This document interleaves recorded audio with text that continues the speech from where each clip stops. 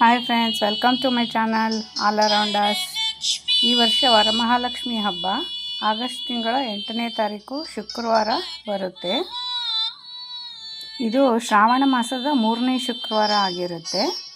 ಹಾಗಾಗಿ ಇದು 2ನೇ ಶುಕ್ರವಾರ ಬರುವುದಿಲ್ಲ, 3ನೇ ಶುಕ್ರವಾರದಂದು ಬರುತ್ತೆ. ಗುರುವಾರ ಸಾಯಂಕಾಲ 6 ಗಂಟೆಯಿಂದ ಶುಕ್ರವಾರ ಸಾಯಂಕಾಲ 5 ಗಂಟೆವರೆಗೂ ಮುಹೂರ್ತ ಇರುತ್ತೆ. ಆದ್ದರಿಂದ ಬೆಳಗ್ಗೆ ಪೂಜೆ ಮಾಡೋದು ತುಂಬ ಒಳ್ಳೆಯದು. ಶುಕ್ರವಾರ ಬೆಳಗ್ಗೆನೇ ಪೂಜೆ ಮಾಡೋದು. ಬ್ರಾಹ್ಮಿ ಮುಹೂರ್ತದಲ್ಲಿ ಮಾಡಿದರೆ ಇನ್ನೂ ಒಳ್ಳೆಯದು. ಬೆಳಗ್ಗೆ 4 ಗಂಟೆಯಿಂದ 10 ಗಂಟೆವರೆಗೂ ಮುಹೂರ್ತ ಇರುತ್ತೆ. ಅಷ್ಟರೊಳಗೆ ನೀವು ಪೂಜೆ ಮಾಡಿದ್ರೆ ತುಂಬ ಒಳ್ಳೆಯದು. ಆಮೇಲೆ ಮುಹೂರ್ತ ಇರೋದಿಲ್ಲ. ಮತ್ತು ಸಾಯಂಕಾಲ 5 ಗಂಟೆ ಒಳಗಡೆ ಪೂಜೆ ಮಾಡಬೇಕು. ಹಾಗಾಗಿ ವರಮಹಾಲಕ್ಷ್ಮಿ ಹಬ್ಬದ ಪೂಜೆನ ಆದಷ್ಟು ಬೆಳಗ್ಗೆ ಬೇಗನೆ ಮಾಡಿ.